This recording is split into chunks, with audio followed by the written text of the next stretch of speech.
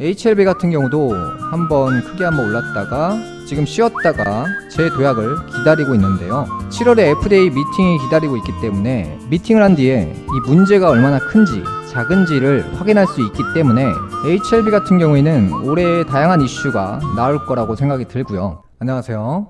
우선 삼양식품에 대해서 말씀드릴 건데요. 삼양식품 같은 경우 현재 초급등을 한 상황입니다. 현재 미국에서 난리가 난 상황인데요. 반도체보다 효자, K라면 미국서에 냈다. 올해 라면의 미국 수출액이 무려 71.4%나 급증했습니다. 같은 기간 반도체 54%보다 훨씬 높습니다. 한국 라면의 가장 큰 수출 시장인 중국도 약 30% 증가세를 보였습니다. 과자 수출도 지난해 같은 기간보다 12.6%나 늘었는데요. 특히 미국 시장에서 약 38% 급등세를 보였습니다.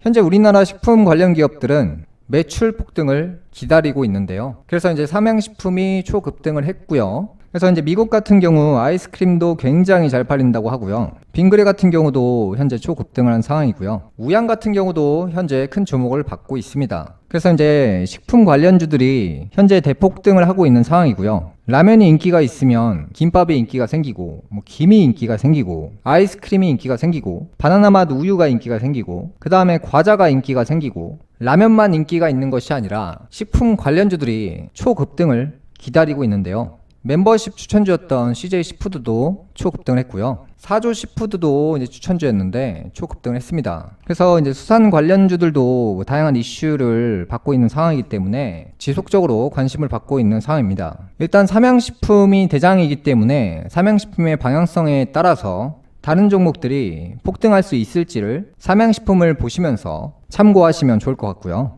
HLB 같은 경우도 크게 한번 올랐다가 지금 쉬었다가 재도약을 기다리고 있는데요. 7월에 FDA 미팅이 기다리고 있기 때문에 미팅을 한 뒤에 이 문제가 얼마나 큰지 작은지를 확인할 수 있기 때문에 HLB 같은 경우에는 올해 다양한 이슈가 나올 거라고 생각이 들고요. 현재 HLB가 보안 이슈가 뜨는 바람에 알테오젠이 새로운 바이오 대장주가 된 상황이고요.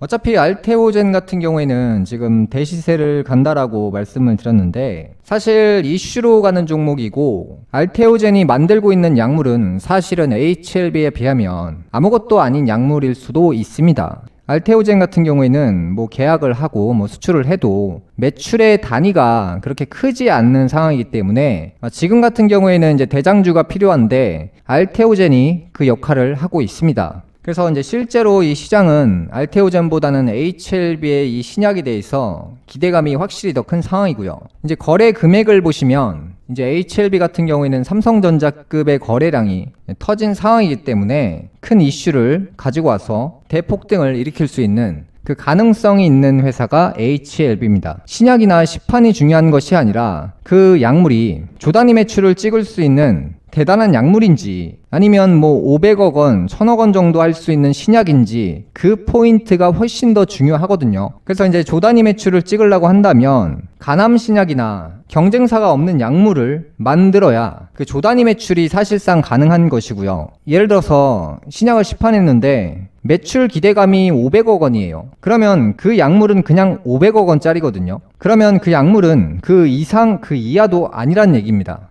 HLB가 이번 이슈로 인해서 많은 분들이 매수하신 걸로 파악이 되고 있고요.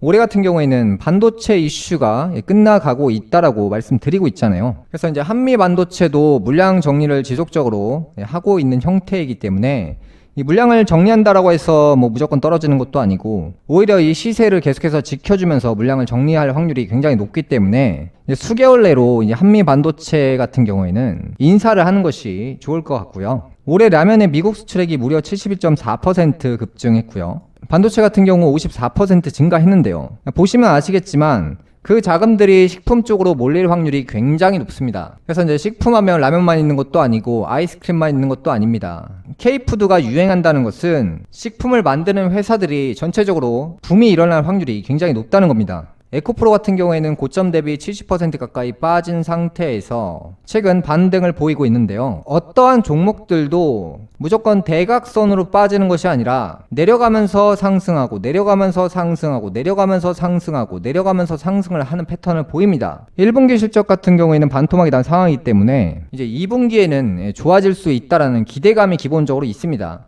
제 생각에는 식품주나 바이오 관련주들이 폭등할 확률이 굉장히 높습니다. 그래서 오랜 시간 연구를 했기 때문에 본격적으로 기술 수출을 할 수 있는 그 시기가 왔다는 거죠. 제가 과거부터 말씀드린 내용이 이 바이오 관련주를 보셔야 된다라고 반복적으로 말씀드렸던 이유가 이제 과대 낙폭 종목이 이런 게 정말 과대 낙폭이거든요. 이제 90% 가까이 빠진 것들. 앞타바이오 같은 경우에는 금일 상한가 인근에서 마감했고요. 이 강스템 바이오텍 같은 경우도 제가 기업 분석 한번 올려드렸죠. 금일 상한가 도달했습니다. 이 종목 같은 경우에도 한 2만원대 인근에서 한 1,000원대 인근까지 말도 안 되게 떨어진 상황에서 본격적으로 상승으로 전환시켰는데요. 그래서 이제 돈 있는 집단들은 항상 이런 식으로 종목을 농락시켜서 패대기를 쳐버리고 싼 값에 이런 종목들을 싹쓸이 해가서 이슈를 터트려서 종목을 올립니다. 이게 바로 뻔한 패턴인데요. 식품주나 바이오 장세로 변화할 것 같습니다. 금일 방송은 여기까지 하겠고요. 다음 시간에 뵙겠습니다. 감사합니다.